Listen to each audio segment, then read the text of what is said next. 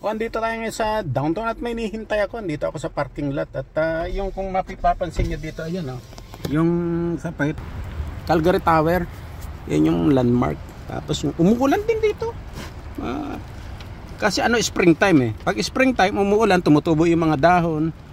Ulan yan. Pag spring, ulan naman. Kasi katatapos lang ng di ba, ng magsa-summer na. O pero ano lang yan, para makita nyo lang yung paligid kung nasaan ako.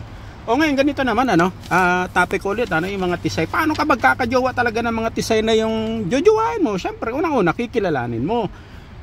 O ngayon habang kinikilala mo, syempre sa work o pinakilala, yung kinakailangan talaga na habang nakikilala mo siya, o kaya sa bar, yung talaga gusto mong magkajowa ng tisay, just for fun o siseryosohin mo.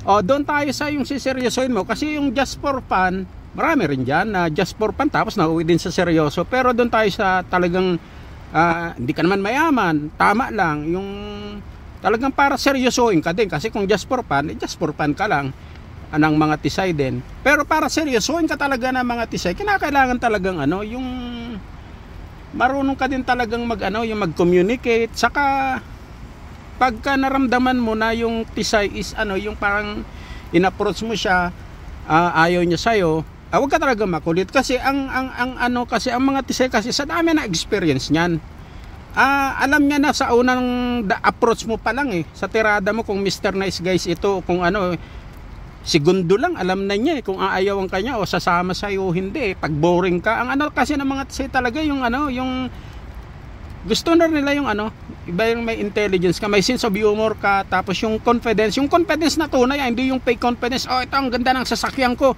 mapera ako, yung mga yabang na gano'n, yabang yun, hindi confidence yan. Mapera ka, maganda sasakyan mo, tapos inarkila, hindi naman talaga sa'yo, kaya mapera ka nga, pero pag nagsalita ka naman, baho ng bibig mo, kaya ang boring mo. Iba yung confidence na talagang may sense of humor ka, may talino ka, pag nagsalita ka, yung hindi ka pwedeng bastos-bastosin yung mga ganon. Ngayon pagka inaya ka niya, siyempre inom na kayo o magbar naman tayo, nagkakilala na kayo, okay na, di ba? Huwag ka talaga nagmamadali na porkit ang gaganda-ganda. O nakita ko sa Tony Canadian Rockies, nagagandaan yung kasama, saglit lang to, sasama na ito. Kasi iba yung nababasa sa Google, iba yung sa YouTube, iba yung sa reality. Kasi sa reality talaga, yung lumalabas yung vibes mo, yung energy mo. O ngayon, itong mga sinasabi ko, parang tips. Halimbawa, sumama sa yung uminom. O magbabar kayo, gano'n. Nakipag-date, ibig sabihin gusto ka niya, o kaya kinikilala ka niya, o kaya may potential. Kasi nakipag-date. Kasi hindi makipag-date siya kung ayaw. Babae, pag ayaw siya yun, dahil excuses, nakipag-date.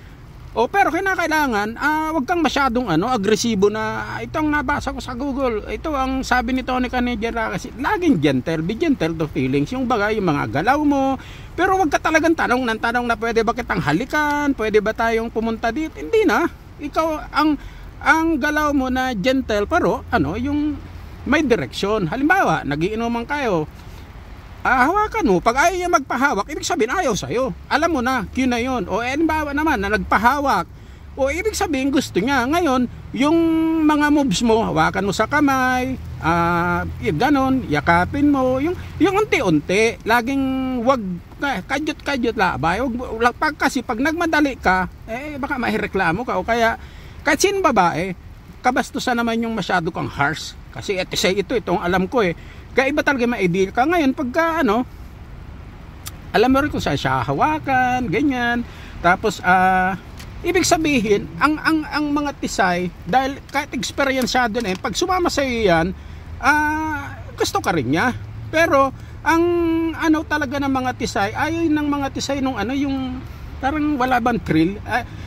Ayaw ng tisay na yung yung parang gusto nila yung parang bago, something new. Ano bang ibabigay nitong Asia na ito sa akin? Yung gano'n, kasi sa dami na naging jowa niyan Yung hindi niya in-expect kung kailan mo siya hawakan, halikan, yayakapin, yung gano'n, hindi niya ma-expect kung pero higit sa lahat, syempre medyo magkaroon ka din ng, wag yung magsadong obvious na halata na yun lang naman ang gusto mo kasi maganda So pagka ganun, ito turn on mo siya, yung feeling niya, dapat ma-turn on siya sa'yo para ma-attract. Kaya kinakalam, alam mo, sa bahay, sumama sa'yo, kailangan marunong ka ding mag-massage.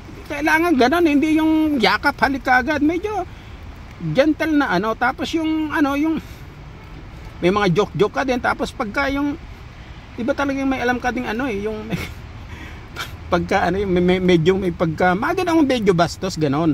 Tapos kung halimbawa, ay nasa kwarto na kayo, obligado talaga na ano, na yung may skill ka talaga pagdating sa bed, hindi lang yung sampahilik tulog. Halimbawa, paano mo hawakan yung balikat niya, yung leeg niya, paano mo gagamitin yung daliri mo, lahat gagamitin, lahat ng ano, tapos yung ano, yung kailangan talaga may alam ka. Wag ka talagang ano, walang alam. Ayun, di ba, paligid, ayan, umuulan pa din eh. Ngayon, ito na ngayon, di ba? Ang mga tisay kasi, iba-iba din talaga ang hilig niyan. Meron diyang gusto yung parang, syempre, dominatrix, o gusto nila yung ano, yung, wag laging missionary lang. Ano yun talaga? Saka yung, ano, yung, pag-aaral ka talaga ng dirty talks, kasi yung parang 50 Shades of Grey, yon, isa yun sa mga ano ng mga tisay. Kasi kung style Pinoy ka lang, Asian, kadalasan sa mga Asian talaga maliliit eh. Ganun. Pero hindi naman lahat. Pero ibig sabihin, parang yun ang expectation ng mga tisay. Kaya pagka nakakawa ka ng tisay, tapos magaling ka naman, kakainin mo. Sisid marino. Pero may tisay na ayaw din ng ganun. Ayaw ko yan. Sabihin na ayaw niya. Kasi parang naiyan kasi mabaho eh. May mga ganun talaga. Hindi kasi palahugis yan eh. Kung nga wag mong kainin. Hayaan mo siya. Pero ano yung tenga niya? Hawakan mo yung bewang niya, yung leeg niya, gamitin mo yung daliri mo kung ayaw niya ipakain. So ibig sabihin, meron ka mga options pagka yung plano mo, plan A, plan B, parang may sablay. Pero ang importante talaga yung ano, yung may alam ka. Kasi kung hindi, pag wala kang alam, wala pagpapalit ka pa niya doon sa bagong laya na nakakulong eh, kasi ang boring mo, kasi ano ka eh, gagawin ka lang niyang placeholder, kasi ang boring mo, at saka wala eh, guwapo ka nga, matera ka nga, ano ka naman, Mr. Nice Guys, kung ano sabihin niya, ang gagawin mo, hindi ganun. Ipakita mo sa kanya, respeto mo ko, kasi gusto kita, pero kung ayaw mo sa akin, idiwag.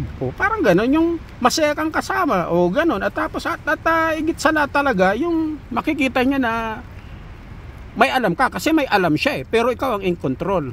Kaya importante talaga na may experience ka. Kung wala, medyo, yun, mag-practice ka. Yun lang.